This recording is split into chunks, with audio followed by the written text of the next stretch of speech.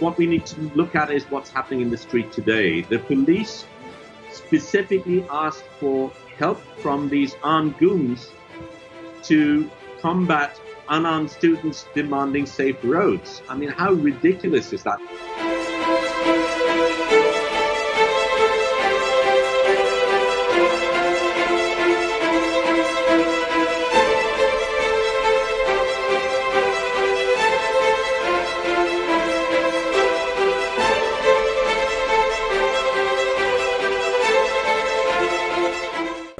It's tremendous to, in some way, be able to connect with you, because all of you across the globe, particularly those members of Amnesty, have played such an important and crucial role in facilitating this, but also in creating the pressure that led to my release.